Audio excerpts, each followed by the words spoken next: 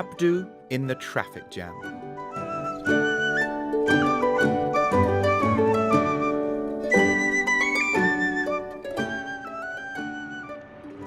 Oh no, look at this. It's going to take forever to get home now. Abdu's mum pressed the brakes on the car. It slowed down till it was hardly moving. Then it came to a stop at the very end of the traffic jam. "I hate this motorway," she said. Abdu looked at the road ahead. Hundreds of cars were crawling along the motorway, bumper to bumper. His mum was right. It would take hours to get home. "Maybe there's been an accident," he said. "Maybe. Or maybe there are just too many cars on the road these days." She turned the radio on. "It's a bad end to a good weekend." "A great weekend," said Abdu. They'd been to stay with family up in Manchester. Now he was tired. He wanted to go to bed. He had school tomorrow. But he couldn't go to bed until he had done his homework.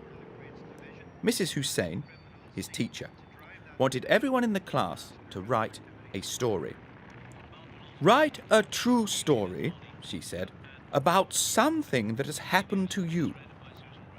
Abdul had groaned. "Nothing exciting ever happens to me," he said. And now it was Sunday night. Mrs. Hussein wanted the story tomorrow, and still Abdu had no idea what to write. Mum kept moving the car forward, bit by bit. The motorway was packed. There were 3 lanes full of cars, lorries and vans. Mum was in the middle lane. The left lane had the lorries. One was much taller than all the others. The back part of it was a metal container, painted dark green. There was no writing on it. Abdu rolled down his window. The evening was warm. He was feeling hot. He leaned out and looked at the cars ahead. Their brake lights flashed red, on and off, on and off. Suddenly, there was an almighty thumping sound, deep and metallic, like someone had hit an enormous drum. "What was that?" said Abdu. "Was it thunder?" "I didn't hear anything," said Mum. She moved the car forward a bit more. Now the tall green lorry was closer. "That!" he cried. "Did you hear it then?" "No," said Mum. "Turn down the radio. You'll hear it then." She turned it down. "There! It was really loud that time. You must have heard it." "No, love. I think you're dreaming." Mum turned the radio up again. The tall green lorry came closer. It was no more than 50 meters away now, on Abdu's left. This time, the lorry moved. Abdu saw it clearly. The whole of the container shook. There was something inside it. There had to be. There was something inside, banging against the wall and making the drumming sound. Abdu saw the metal move. The side of the lorry had a dent now, like something had punched it from inside. What on earth?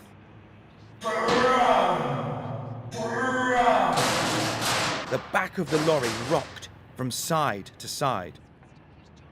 "What is in that lorry?" he cried. "Mum, have you seen it?" "Seen what, love?" "That green lorry there. It keeps rocking from side to side." Mum turned around in her seat and looked at him. "Are you okay?" "Yeah, I just don't understand why you can't hear the noise or see the rocking." Mum shook her head, turned back and moved the car again. Abdu looked into the other cars. No one else seemed interested in the green lorry. Was he the only one who could see this? Then there came a new sound, a terrible sound of ripping metal, and 5 enormous claws ripped through the side of the green lorry.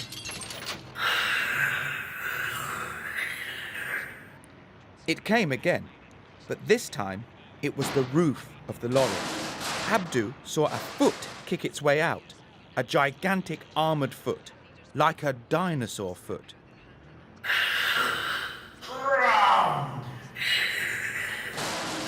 whole of the roof was kicked off, and a Tyrannosaurus Rex stood up in the back of the lorry. A Tyrannosaurus Rex! Abdu knew his dinosaurs. He had watched Jurassic Park 15 times.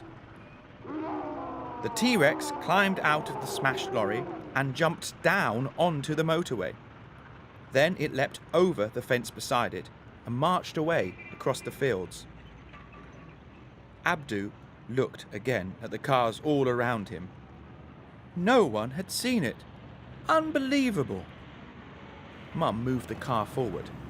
Now they were creeping past the green lorry. Abdu stared at the metal, ripped where the claws had sliced through. The lorry driver didn't look worried. He was eating an apple. Abdu leaned out of his window. Mister, you've lost your dinosaur. I saw it escape. It ripped the roof off and ran away across the fields. The lorry driver looked at him in horror. No, he wailed. Really? Then I'm in trouble. That is the second T-Rex I have lost this week. Abdu fell back in his seat. What a crazy thing. But he hadn't imagined it. It really had happened. And it would make a great story. He pulled his homework book out of his bag, found a pen, and began.